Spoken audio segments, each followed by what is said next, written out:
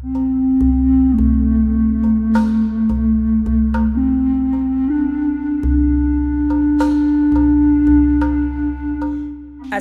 আলাইকুম।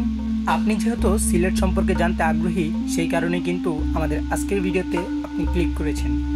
তো আপনাকে সিলেটের সাথে এরকমভাবে পরিচয় করিয়ে দিব যা হয়তো আগে কেউ করিয়ে দেয়নি। তো আমাদের ভ্রমণে আজকে থাকছে ডাউকি ব্রিজ, তারপর আগুন পাহাড়, সাদা পাথর এবং শাহজালাল শাহপরান মাজার, যা না ঘুরলে সিলেট ঘোরা সম্পূর্ণই হয় না। শাহজালাল শাহপরান মাজারে এর আশেপাশেই কিভাবে হোটেল নিয়ে থাকবেন, সকল কিছুর ভ্রমণ গাইডলাইন থাকবে আমাদের আজকের ভিডিওতে। তাহলে শুরু করা যাক আমাদের আজকের ভিডিও।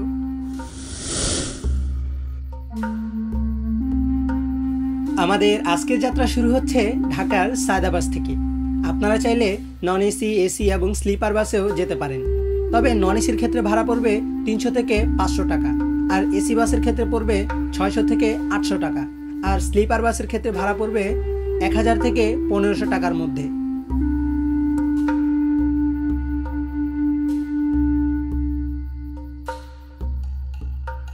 এখন আমরা আছি সিলেটের শাহজালাল শাহপরান মাজারের একদম সামনে। এটাই কিন্তু এখানের মেইন শহর। এই শহর থেকে আপনারা বিভিন্ন পর্যটক কেন্দ্রে যেতে পারবেন একদম সহজেই। আর এখান থেকে বিভিন্ন স্পটগুলো একদম কাছাকাছি অবস্থান করে। আর সিলেট থেকে জাফলংয়ের দূরত্ব 65 কিলোমিটারের আশেপাশে।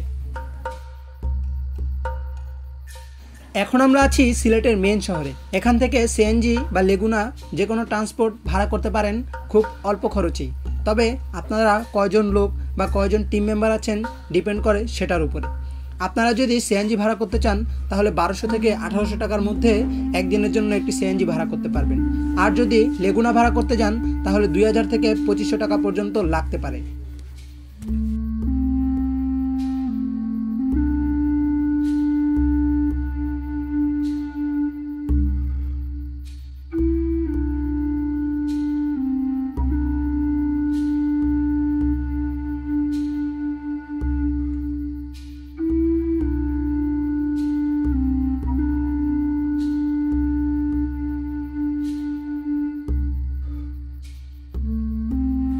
আপনারা যখন ঢাকা থেকে সিলেটের উদ্দেশ্যে রওনা হবেন তখন আপনাদেরকে সিলেটের কদমতলিতে এনে নামিয়ে দেবে।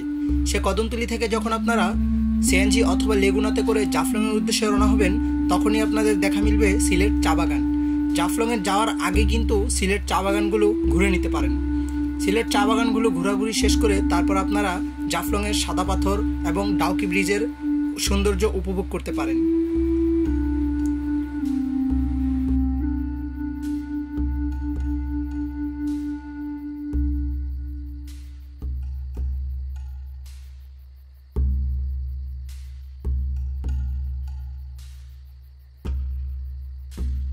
সিলেটের বিভিন্ন পর্যটক স্থানগুলো সারাদিন ঘোরাঘুরির পর সন্ধ্যা হলেই চলে আসবেন সিলেটের মেন শহরে, কারণ সেখানে অবস্থান করে সিলেটের হরিপুরের আগুন পাহাড়।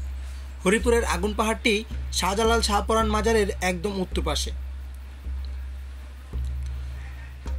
হরিপুর আগুন পাহাড়টি ঘোরাঘুরির পর সিলেটের শাহজালাল শাহপরান মাজারটিও ঘুরে যদি থাকারও কোনো রকম প্ল্যান থাকে তাহলে সিলেটের মাজারের আশেপাশে আপনারা রুম নিয়ে থাকতে পারেন।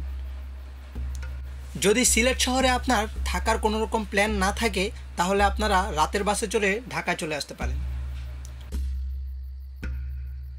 আজকের ভিডিওটি এই পর্যন্তই। আর নেক্সট ভিডিও কোথায় বানাবো অবশ্যই জানাবেন। আর ভিডিওটি কেমন হয়েছে অবশ্যই জানাবেন, কারণ আমার এই ভিডিওটা 2 দিন লাগছে শ্যুট করতে।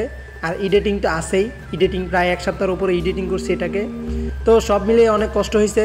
যদি ভিডিওটা ভালো লেগে থাকে তাহলে অবশ্যই লাইক করবেন, আর যদি চ্যানেলটাকে একটু সাপোর্ট করতে চান তাহলে অবশ্যই সাবস্ক্রাইব করবেন। তো সকলে ভালো থাকবেন, সুস্থ থাকবেন। আল্লাহ হাফেজ।